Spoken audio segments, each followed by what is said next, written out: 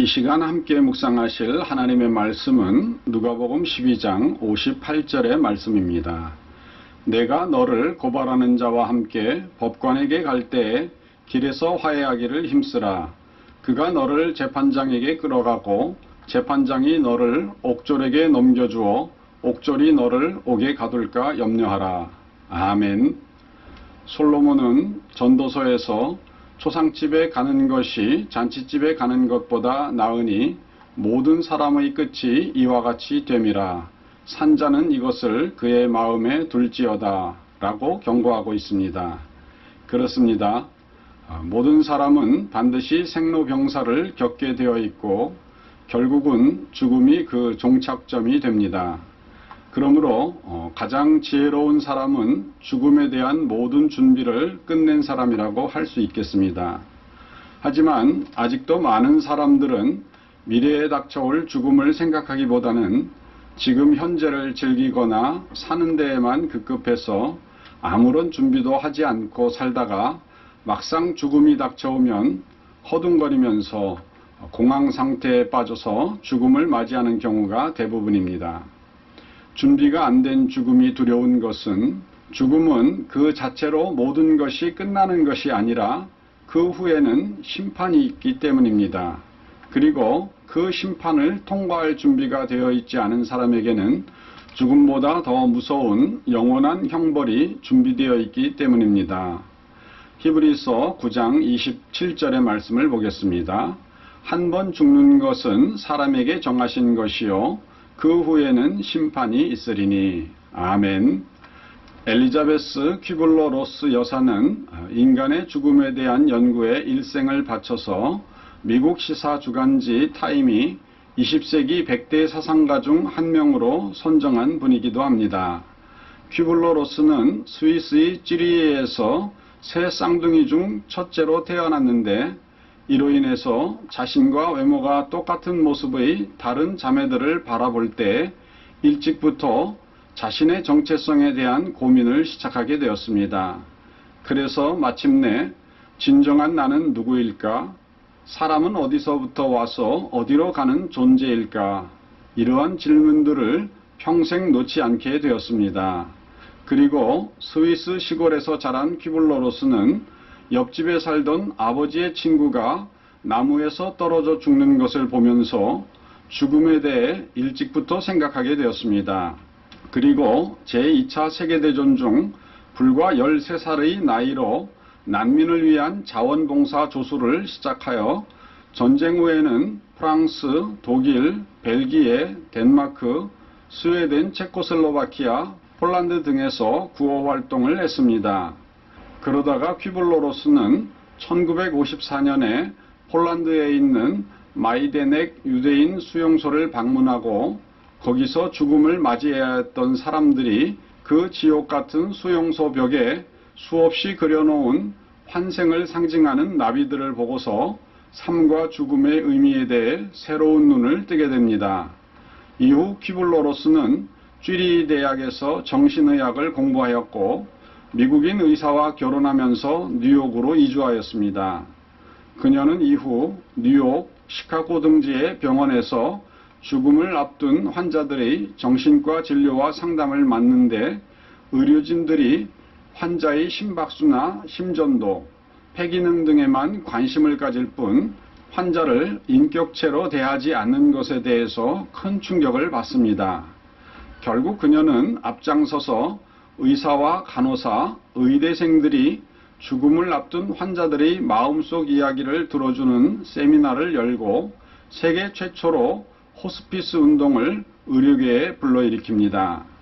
미국 시카고 대학 병원의 부원장까지 지낸 그녀는 죽어가는 이들과의 수많은 대화들을 통해서 어떻게 죽느냐는 삶을 의미 있게 완성하는 중요한 과제라는 깨달음에 이르게 됩니다. 마침내 그녀가 말기 환자 500여 명을 인터뷰하면서 그들의 이야기를 담아 써낸 책 죽음과 죽어감 On Death and Dying은 1969년에 출간된 이후 전 세계 25개국 이상의 언어로 번역될 만큼 큰 주목을 받았고 그녀는 죽음 분야의 최고 전문가가 됩니다. 이후 20여 권의 중요한 저서들을 발표하며 전 세계의 학술 세미나와 워크숍들로부터 가장 많은 부름을 받는 정신의학자가 된 그녀는 역사상 가장 많은 학술상을 받은 여성으로 기록됩니다. 그가 이렇게 죽어가는 사람들을 연구하면서 발견한 놀라운 사실 중에 하나는 육체적인 죽음이 끝이 아니고 다른 세계로 이어진다는 사실이었습니다.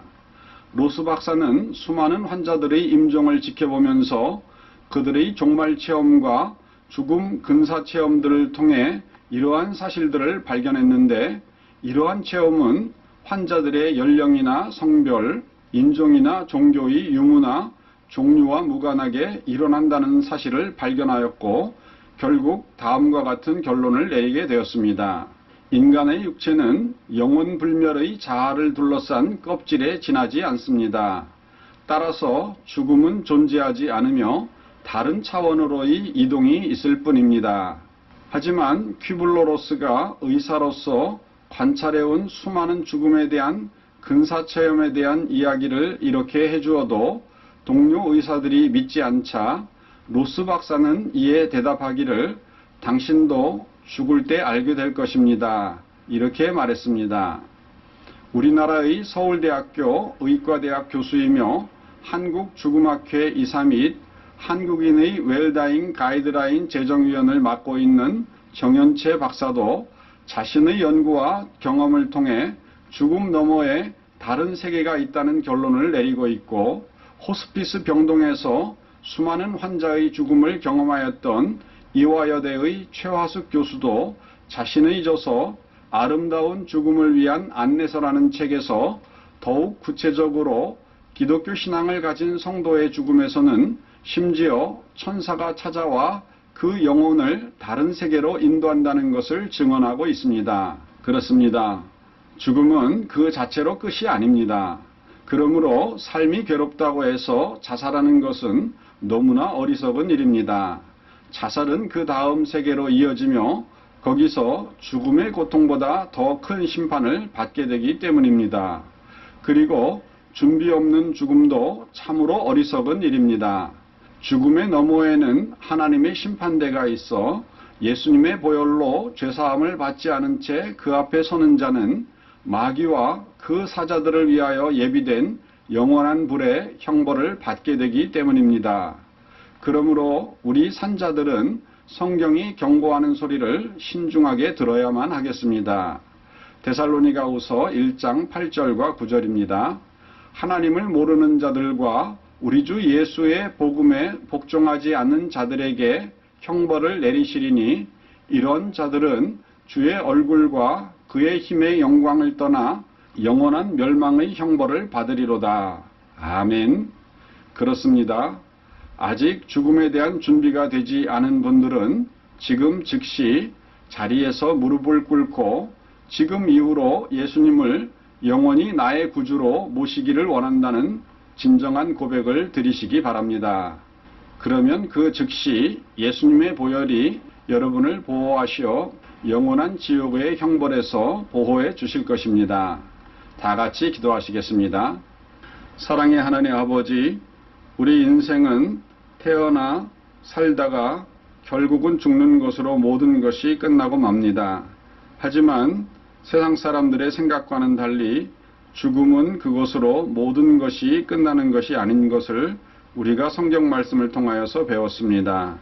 우리의 죽음 후에는 심판이 있고 거기에는 영벌과 영생의 판단이 있습니다. 사랑하는 하나님 아버지, 이것을 말씀을 통하여서 깨우쳐 주시니 감사합니다.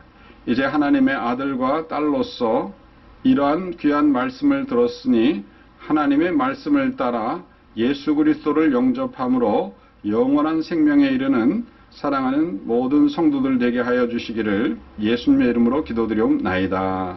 아멘.